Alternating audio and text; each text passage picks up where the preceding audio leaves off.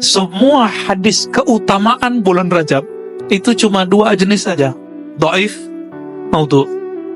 Dhaif dan lemah. Tapi tolong dibedakan. Ada orang tadi ingin beramal di bulan Rajab karena ingin mengikuti tradisi ulama salaf, itu boleh. Imam Ibnul Jauzi mengatakan, jika engkau ingin mendapatkan keberkahan, keberhasilan di malam Ramadan, Lailatul Qadar, maka mulailah menanam semangatmu, amalmu dari bulan Rajab. Maka jika ingin qalbu ini tidak mati, tidak terkubur, coba amalkan zikir ini, Pak. Amalkan terus sampai nanti bulan Sya'ban. 40 hari coba. 10 hari pertama bulan Sya'ban ganti zikirnya. Sallallahu ala Muhammad sallallahu alaihi wasallam. Mengenai Rajab, tolong bedakan amalan orang beramal bulan Rajab dengan hadis-hadis mengenai keutamaan bulan Rajab. Itu berbeda. Bulan Rajab itu harus didefinisikan dulu. Bulan Rajab adalah bulan haram. Nah, ini satu poin pertama yang mau kita sampaikan. Bulan Rajab itu bulan haram. Kata Nabi SAW tentang Sya'ban, Sya'ban itu bulan yaghfulun nas, yang banyak orang lupa, ma baina Rajab wa Ramadan, antara Rajab dan Ramadan. Maksudnya adalah biasanya orang masuk Sya'ban jarang puasa. Biasanya orang puasa cuma Rajab dan Sya'ban. Lalu bolehkah saya berpuasa di bulan Rajab? Ada yang puasa nggak? Puasa bulan Rajab, kalau belajar fikih paling basic saja, maka puasa bulan Rajab masuk kepada puasa bulan haram. Syahrul haram. Karena Allah mempunyai 12 bulan, ada 4 bulan yang haram, ya. Berdasarkan ayat tersebut, maka berpuasa di bulan Rajab sama hukumnya dengan berpuasa di bulan haram yang lain. Bulan haram apa aja, Pak? Rajab, apa lagi? Zulqa'dah, Zulhijjah, Muharram. Jadi bulan Rajab itu terpisah sendiri. Zulqa'dah, Zulhijjah, Muharram itu gabung. Tapi Rajab sendiri. Di bulan Rajab ada hari Senin nggak? Ada. Boleh nggak saya puasa hari Senin di bulan Rajab? Boleh, ya. Jadi kalau saya puasa bulan Rajab, ahli bid'ah nggak? Ayo, bid'ah nggak? Ya enggak. Kenapa?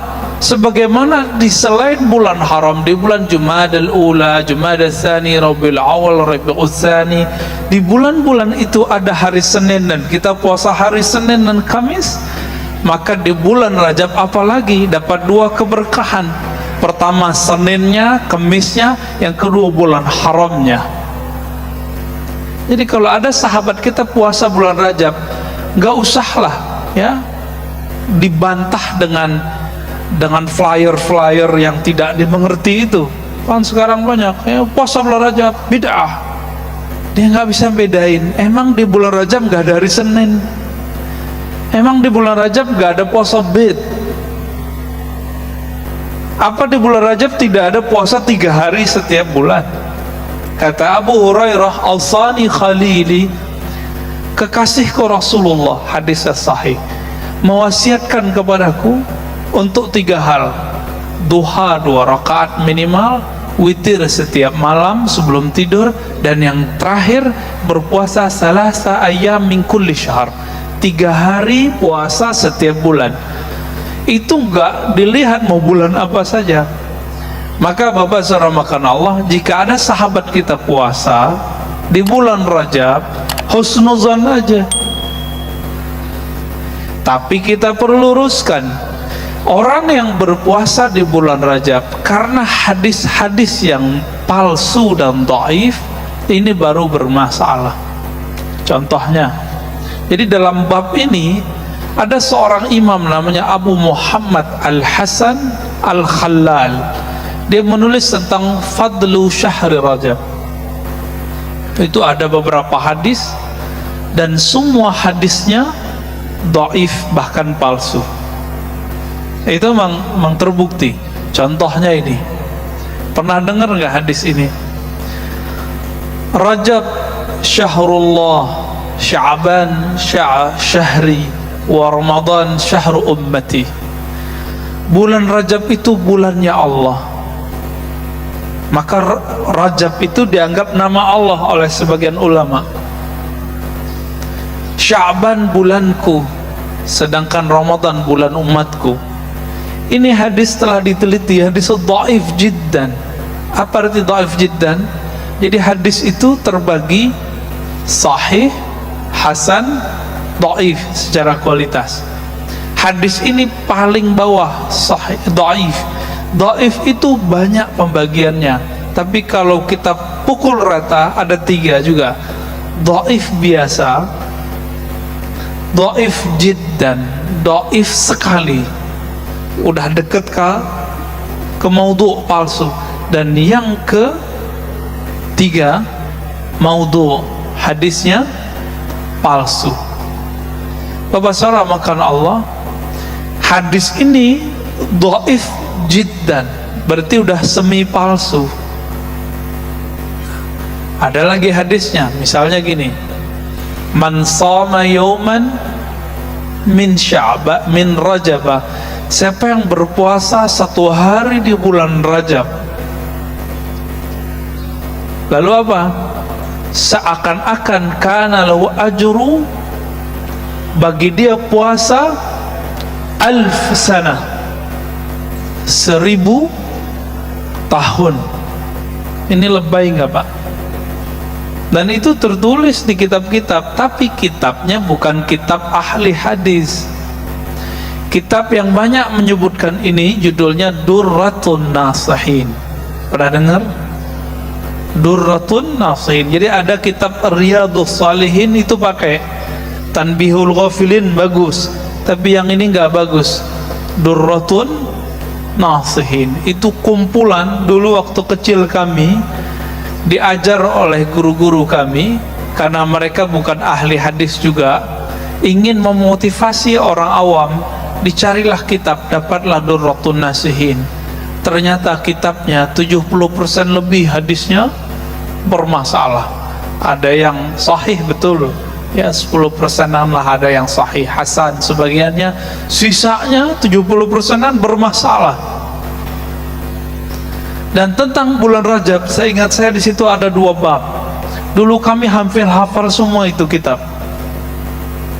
hampir hafal isinya, maknanya kita hafal semua. Di situ disebutkan apa? Siapa yang puasa 1 hari bulan Rajab, maka Allah jadikan baginya pahala 1000 tahun. Cara cek amal-amal sunnat yang hadisnya bermasalah itu gampang, bahwa pahalanya melebihi Lailatul Qadar. Coba kita lihat Lailatul Qadar berapa utamanya? 1000 tahun. Ini kalau nggak ngerti hadis, pakai aja kaidah ini. Nggak ngaji hadis tuh lama Pak. Kami alhamdulillah Allah izinkan ngaji hadis kepada beberapa syekh, yang paling lama orang Indonesia. Jadi ada orang Indonesia pakar hadis. Guru kami Syekh Ali Mustafa Yaqub, imam besar Istiqlal yang lama. Sebelum yang besar yang sekarang, itu beliau imamnya. Beliau 9 tahun di Jawa, kemudian 9 tahun di Riyadh, Saudi, ngaji kepada ulama-ulama di Saudi. dan berguru kepada ulama-ulama yang dahsyat-dahsyat lah ya, Mustafa Al-Azami, bin Baz, banyak ya. Dan terakhir beliau berguru kepada Syekh Hasan Hitu ya. Guru kami ini itu keras sekali dan sempat viral, tapi orang tidak paham viralnya ini. Beliau ingin menjelaskan bahwa puasa di bulan Rajab, semua hadisnya, hadis yang mana? Hadis tentang keutamaan-keutamaannya itu palsu dan dhaif. Dua aja. Kalau nggak palsu, maudhu, dhaif. Tapi tolong dibedakan. Kalau saya ingin berpuasa bulan Rajab, puasa Seninnya kah, puasa Bidnya, atau saya ingin puasa mutlak, itu boleh-boleh saja. Seperti boleh berpuasa di bulan yang lain. Tapi itu video kan dipotong, jadi nggak disebutkan bagian yang boleh membolehkannya. Bapak saudara Allah, kalau nggak ketemu, coba pakai kaidah ini. Apa kaidahnya? Jika ada amalan sunnah yang melebihi pahalanya pahala Lailatul Qadar, pastikan hadisnya dhaif atau palsu. Satu malam Lailatul Qadar sama dengan 1000 bulan. Ini satu hari bulan Rajab sama dengan setahun atau 1000 tahun. 1000 tahun, Pak. Ngalah-ngalahin Lailatul Qadar. Oleh karena itu hadis ini pasti palsu. Pasti palsu ya. Ada lagi puasa Rajabnya disebutkan dalam hadis ya juga Imam Khalal itu ya. Inna fil jannati nahran yuqalu lahu Rajab. Di surga itu ada satu sungai bernama Rajab. Man shoma yawman min Rajaba saqahullah min zalikal ma. Siapa yang berpuasa satu hari dari bulan Rajab, Allah akan berikan dia air dari sungai Rajab. Kita udah cek, Pak, ternyata nggak ada hadis sahih yang menyebutkan ada sungai namanya sungai Rajab. Di surga itu disebutkan bahwa ada sungai, tapi nggak disebutkan namanya Rajab kecuali hadis ini. Karena ini berkaitan dengan akidah, maka hadis ini tidak bisa diterima. Akidah mengenai apa? Akidah mengenai surga. Ada, ini baru tentang puasa ya. Yang ketiga mengenai sholat. Ini kita baru lewat malam Jumat pertama. Biasanya di beberapa pesantren, beberapa zawiyah zikir, orang mengamalkan namanya sholat raghaib. Apa arti raghaib? Sholat berharap dapat rahmat Allah Ta'ala. Berapa rakaat? Ba'da maghrib sampai isya 12 rakaat. Setelah kita teliti hadisnya, ternyata sumber hadisnya kita dapatkan dari kitab Imam Salafus Saleh, sebenarnya Imam Abu Talib Al-Makki. Judul kitabnya Qutul Qulub. Qutul Qulub itu artinya makanan qalbu. Lalu kitab itu, hadis yang ada di kitab itu dinukil kembali oleh Imam Abu Hamid Al-Ghazali dalam Ihya Ulumuddin. Maka dua imam ini termasuk imam yang rajin mengamalkan salat raghaib. Tapi hadis itu diteliti nanti oleh Imam Subki dan Imam Al-Iraqi. Apa hasilnya? Ternyata hadisnya palsu. Hadisnya apa? Palsu. Oleh karena itu ahli hadis membid'ahkan salat raghaib, salat antara maghrib dan isya di awal Jumat pekan pertama bulan Rajab. Tapi Imam Abu Talib Al-Makki dan Imam Abu Hamid Al-Ghazali tetap melakukannya.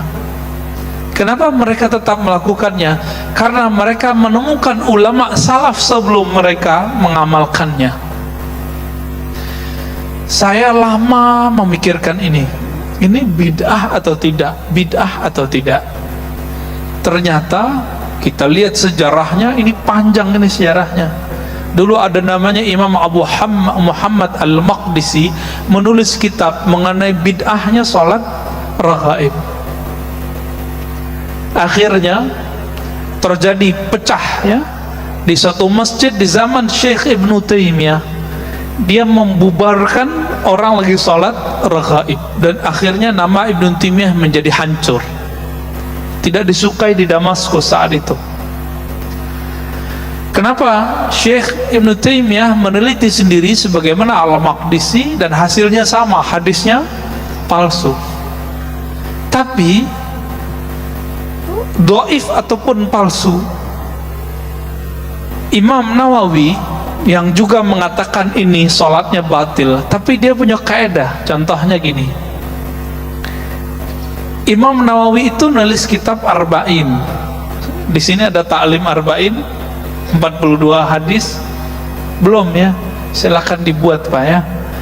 Khatam lah itu, nanti diijazahkan pakai sanad oleh gurunya kalau bisa. Imam Nawawi mengatakan, saya nulis hadis 42 ini bukan karena keutamaan yang ada di hadis dhaif. Di hadis dhaif dikatakan, man hafiza arba'ina hadisan, siapa yang hafal 40 hadis, maka Allah akan kumpulkan dia bersama para ulama, para nabi di akhir nanti, di akhirat nanti. Setelah diteliti hadis ini dhaif, lalu beliau mengatakan, saya tidaklah mengamalkan hadis mengenai keutamaan 40 hadis itu, tapi saya melihat ulama salafus saleh melakukannya, yaitu Imam Ibnul Mubarak menulis kitab Arba'in fil Zuhud, Arba'in fil Jihad, 40 hadis mengenai zuhud ataupun jihad. Maka beliau mengikuti amal ulama salafus saleh. Jadi ini ada rumus Bapak Saudara makan Allah. Hadisnya dhaif, hadisnya dhaif, lemah, tapi ada ulama salaf yang mengamalkannya bukan karena hadis itu. Maka dalam ilmu fikih kita boleh mengamalkannya tapi ikut ulama salaf, bukan ikut hadis dhaif itu. Itu kaidahnya. Contohnya apa? Saya sering mencontohkan di beberapa tempat. Bapak Saudara makan Allah, jika kita punya anak baru lahir, diazankan nggak? Benar, diazankan. Kita cek hadisnya. Hadis riwayat siapa itu? Hadis mengazankan bayi baru lahir riwayat Imam Al-Hafiz At-Tirmizi, murid terbaik Imam Bukhari. Dalam bab Kitabul Aqiqah dari Sunan Tirmizi disebutkan hadis ini, anna Rasulullah sallallahu alaihi wasallam adzana. Rasulullah SAW mengazankan di telinga al-maulud, anak baru lahir. Kita teliti, ternyata di dalamnya ada rawi yang dhaif, periwayat yang lemah. Lalu apakah otomatis amal dengan hadis ini tidak boleh? Ternyata kita coba lihat, Imam Tirmizi mengatakan hadis ini hasanun sahih. Hadis ini hasan plus sahih. Udah hasan plus sahih lagi. Maksudnya apa? Ternyata beliau punya keterangan di situ, wabihi, ya. Dan dengan hadis ini ba'du ahli ilmi, ya, sebagian ahli ilmu mengamalkannya. Siapa? Ulama salafus saleh. Maka Imam Tirmizi punya kaidah, jika ada satu hadis lemah tapi ada ulama salafus saleh yang mengamalkannya, maka hadisnya bisa naik. Tapi bukan riwayatnya, tapi isi hadisnya. Nah, inilah yang pelik dalam ilmu hadis. Makanya ngaji ilmu hadis itu banyak pusingnya Pak daripada nyamannya. Beda kalau ngaji ilmu qalbu, ngaji tafsir, itu beda, ya. Kita kalau kajian qalbu itu merinding-merindingnya lebih banyak. Tapi kalau ngaji ilmu hadis, kepalanya berat nanti pulang. Ini ustaz nih ngomong apa ini, gitu ya. Tapi begitulah ilmu hadis. Ilmu hadis itu akhirnya ada orang nanya ke saya, dia dokter, Ustaz, tolong dong ajarin cara mendeteksi hadisnya sahih atau tidak sahih. Karena dia dokter, gampang jawabnya. Pak dokter, jadi dokter itu berapa tahun? Kira-kira berapa tahun, Pak? Ada anaknya yang dokter atau ada Pak dokter di sini? 5 tahun, sama koasnya 6 tahun lah ya. Maka saya jawab, ahli hadis umum seperti dokter umum minimal ngaji hadisnya bersama syekh, bukan sendiri. Talaqi, bersanad, minimal berapa tahun? 6 tahun itulah. Atau sekarang di ma'had kami, di tempat guru kami Syekh Ali Mustafa Yaqub, Allah yarham, sekarang dipegang oleh anaknya ya, Ustaz Ziaul Haramain, masih muda, tamat Madinah, alim. Beliau dulu ya, Syekh Ali Mustafa Yaqub merumuskan jadi 4 tahun. Bisa Pak, tapi di India belum bisa. Di India masih 10 tahun. Maka di India itu ahli hadis itu terbagi 2. Ada ahli hadis bermazhab Hanafi atau Syafi'i, ada ahli hadis yang disebut Athari. Athari itu beda dengan Salafi, tapi mirip dengan Salafi. Miripnya apa? Mereka tidak bermazhab. Bedanya dengan Salafi, Salafi anti mazhab, kalau mereka tidak anti mazhab. Kalau di Indonesia mirip Muhammadiyah. Muhammadiyah itu di Indonesia tidak anti mazhab, tapi tidak terikat oleh mazhab. Bedanya, tarjih Muhammadiyah tidak semuanya ahli hadis, sedangkan kelompok Athari di sana itu kebanyakan ahli hadis. Di antara imamnya ada Imam Al-Mubarakfuri, Syamsul Azim Abadi ya, pensyarah Sunan Tirmizi dan Abu Daud. Nah, mereka itu termasuk yang ngaji hadisnya lama. Maka di India, Bapak Saudara, karena Allah, kalau ngaji hadis, orang kalau sudah diijazahkan gurunya ngajar, dari dia umur 20-an sampai 70 umurnya, itu cuma ngajar 1 atau 2 kitab. Maka kalau mau cari penghafal Sahih Bukhari Muslim masih banyak di India. Jadi pusat kajian hadis bukan Saudi, Pak, harus diketahui. Pusat kajian hadis sudah lebih dari 3 abad itu di India, Pakistan. Maka sanad ilmu hadis kita sebagian ke sana. 2007 sanad hadis pertama yang saya terima untuk Sahih Bukhari itu berasal dari Haidar Abad. Guru saya itu yang nguji disertasi Syekh Ali Mustafa Yaqub. Bapak Saudara makan Allah. Jadi kalau pusing masalah kok hadis bisa diteliti, ya iya, tapi cara menelitinya mirip kayak diagnosa dokter. Adapun yang diajarkan di kampus-kampus itu bukanlah menjadi dokter hadis. Di kampus-kampus hari ini hanya pakar teori-teori hadis. Bedakan. Di UIN, di Al-Azhar, bahkan di Madinah, di mana-mana hari ini kalau orang ngaji hadis itu cuma teori ilmu hadis. Kalau mau ngaji kitab hadisnya itu biasanya di ma'had-ma'had, di zawiyah-zawiyah, di tempat syekh-syekh. Oleh Kiai Ali Mustafa Yaqub dijadikan itu formal di Ma'had Darus Sunnah. Jadi kalau ada anaknya bagus bahasa Arabnya, Pak, kuliahkan S1 di UIN sembari masuk ke Darus Sunnah. Bapak Saudara Allah, berdasarkan penjelasan ini, Imam Ibnu Hajar Al-Asqalani, beliau pensyarah Sahih Bukhari, mengatakan apa? Semua hadis keutamaan bulan Rajab itu cuma 2 jenis saja, dhaif, maudhu. Dhaif dan lemah. Tapi tolong dibedakan. Ada orang tadi ingin beramal di bulan Rajab karena ingin mengikuti tradisi ulama salaf, itu boleh. Nah, sekarang kita tinggalkan hadisnya dulu. Imam pakar hadis palsu namanya Ibnul Jauzi, dalam bab tentang Rajab dia punya kekhasan, meskipun dia geli ngelihat hadis palsu, tapi dia kemudian tinggalkan hadis palsu, dia lihat amalan ulama salafus saleh.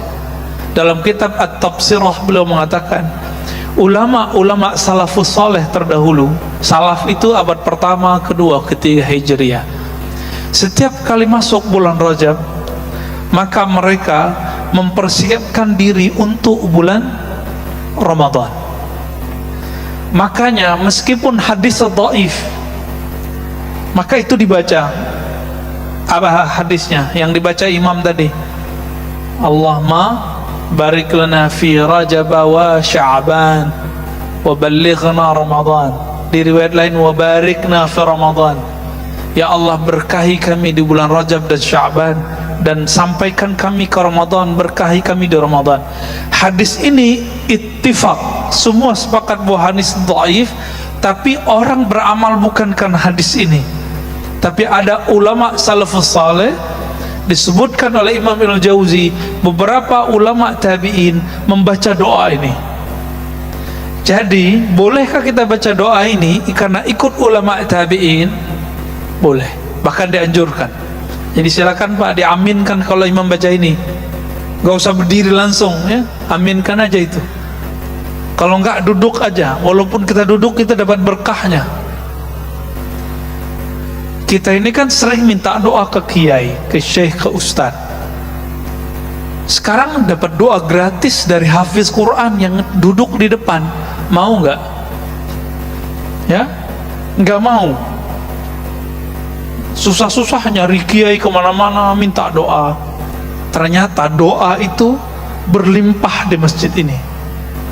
Dan saya suka sekali di masjid, berapa jarak iqamat dengan azan? Itu keren Pak, bagus. Ini baru sesuai dengan fikih yang sahih. Jangan buru-buru, di sebagian masjid 7 menit. Wajar kalau kita lihat ke belakang cuma 3 shaf. Jadi begini dia benar. Kalau tambahin lagi sebenarnya boleh Pak ya. Di Turki, ulama-ulama fikih bermazhab Hanafi, mereka ahli hadis, mereka menggunakan hadis yang lain, bahwa Nabi SAW salat subuh di akhir malam, udah mau deket-deket terbit matahari. Maka kalau Bapak ke sana, kita salat subuh begini Pak di luar. Ya, burung-burungnya kayak tadi. Jadi suasana kayak di Masjid Ayyubiyah saya tadi ya. Jadi awal datang ke sini ini kok kayak nggak di Jakarta ini ya. Nggak kayak di Tangerang juga ini. Kayak di mana? Kayak di Turki rasanya. Burung-burung, cuma hati-hati ini nya macam-macam ya. Bapak saudara makan Allah. Nah, ini salah satu sunnah yang boleh diamalkan. Apa kata ulama kita? Imam Ibnul Jauzi mengatakan, jika engkau ingin mendapatkan keberkahan, keberhasilan di malam Ramadan, Lailatul Qadar, maka mulailah menanam semangatmu, amalmu dari bulan Rajab. Kalau kita nanam padi itu 3 bulan Pak, benar. Ditanam hari ini, setelah 1 bulan dia tumbuh, tapi juga tumbuh rumput bersamanya, maka kita bersihkan. Kata Imam Ibnul Jauzi, maka ulama salafus saleh dulu di bulan Rajab mereka mulai qiyamul lail, dicoba 11 rakaat, 20 rakaat setiap malam. Kadang kuat, kadang tidak, kadang kuat, kadang tidak. Dimasuk bulan Sya'ban, capeknya hilang. Jadi kalau udah masuk bulan Sya'ban, capeknya hilang. Apa yang harus dibersihkan? Kekurang-kurangnya dihilangkan. Ini yang disebut di bulan Sya'ban cukup merapikan apa yang sudah ditanam. Nanti di bulan Ramadan cukup memetik hasil. Karena kami punya rumus Pak. Coba lihat Nabi Yunus, berapa lama beliau di dalam perut ikan? 40 hari. Apa yang dia baca? La ilaha illa anta subhanaka inni kuntu minaz zalimin. Dan disebutkan di Quran, kalau bukanlah Zunnun, Nabi Yunus itu minal musabbihin, dari orang yang banyak zikir, tentu dia akan terkubur di sana sampai kiamat. Maka jika ingin kolbu ini tidak mati, tidak terkubur, coba amalkan zikir ini, Pak. La ilaha illa anta subhanaka inni kuntu minaz zalimin. Amalkan terus sampai nanti bulan Sya'ban, 40 hari. Coba 10 hari pertama bulan Sya'ban ganti zikirnya. Terus setiap malam qiyamul lail. Karena Lailatul Qadar itu bukan terjadi begitu saja. Masa orang Lailatul Qadar cuma ingin dapat Lailatul Qadar malam 27 terus tidur di masjid? Sejak kapan orang tidur di masjid dapat Lailatul Qadar? Kita lihat orang pindah tidur, Pak, plok. Lailatul Qadar apaan? Nanti jam 2 bangun, Lailatul Qadarnya udah lewat, jam 12 udah lewat. Rata-rata rahasia-rahasia itu turunnya mulainya jam 12-an, tengah malam itu. Pas tengah malam itu, di situ banyak orang tertidur. Di saat tertidur itulah Allah lihat, Allah pandang kalbu yang masih hidup. Innallaha yanzuru ila qulubikum. Allah pandang kalbu yang hidup. Jadi coba, Pak, latihan mulai malam ini. Coba kalau bangunnya agak lebih awal, jam 3, nanti sampai jam 4 rehat sebentar, jadi 1 jam beramal. Itu dahsyat, itu kalbunya akan luar biasa. Orang yang setiap hari jalan cepat setengah jam, jantungnya sehat, benar nggak? Maka disebut dengan senam jantung. Kenapa kalau dokter yang ngomong, ayo bapak ini punya masalah jantung nih, jalan cepat setiap hari setengah jam, kenapa patuh? Padahal tubuh ini bakal kita tinggalkan. Kenapa kalau dokter yang ngomong, buya yang ngomong, syekh yang ngomong, kiai yang ngomong, ustadz yang ngomong nggak mau diamalkan? Apa masalah kalbu kita ini? Apa kata guru kita? Apa kata syekh kita? Apa kata nabi kita? Apa kata Allah Rabb kita? Wa minal lail fatahajjat bihi nafilatan lak. Sebagian malam maka bangunlah. Pengen jadi wali Allah nggak, Bapak Ibu saudara makan Allah? Pengen jadi wali Allah? Serius ingin jadi wali Allah? Bangun tahajud. Hanya itu maharnya, nggak ada lagi. Mahar jadi kekasih Allah di saat orang sibuk untuk memanjakan tubuh, dia sibuk memanjakan rohnya, kalbunya. Hubungan kita dengan Allah itu hubungan kita dengan roh. Kenapa? Allah menyebut wa nafakhtu fihi min ruhi, aku tiupkan rohku kepada tubuh manusia. Allah menyebut rohku, roh milikku. Oleh karena itu ketika orang meninggal yang dibaca innalillah, itu sebenarnya kebahagiaan bagi roh orang mukmin. Kenapa? Dia pulang kampung. Saya mau tanya, Pak, yang orang yang bukan orang sini senang nggak pulang kampung? Senang. Itu baru kampung fisik. Betapa indahnya dan nikmatnya, merindukannya si kalbu itu pulang kepada yang punya kalbu. Roh itu pulang kepada yang punya roh. Tapi bapak ini mau pulang kampung, nggak pernah kirim bantuan untuk masjid kampung, nggak pernah kirim duit untuk orang tua di kampung, nggak pernah bantu saudara di kampung, nggak pernah nyapa orang kampung, nggak punya rumah lagi di kampung, berani nggak pulang? Nggak berani pulang. Maka meskipun kita lagi merantau di dunia ini tubuh milik bumi, Pak. Ini bumi yang punya, bukan tubuh rohani ini. Kita rohnya lagi merantau di sini. Maka rajin-rajin nabung. Ini hadis terakhir yang saya mau baca. Salat syuruknya boleh ditunda ya. Apa kata Nabi dalam hadis sahih riwayat Imam Tirmizi? Laqitu Ibrahima lailatan usriya bi. Aku bertemu Nabiullah Ibrahim pada malam aku dimi'rajkan, diisrakan. Di mana itu? Di langit ketujuh. Jadi Nabi Muhammad ketemu Nabi Ibrahim di langit ketujuh, karena langit itu tempat tinggalnya roh-roh suci, bukan tempat Allah, tempat tinggalnya roh-roh suci. Hadis sahih Imam Bukhari. Di sini hadis riwayat Imam Tirmizi. Lalu Nabi Ibrahim mengatakan, ya Muhammad, ini kabar gembira buat kita. Ya Muhammad, aqri minni assalam ala ummatik. Tolong sampaikan salamku, rinduku, doaku untuk umatmu.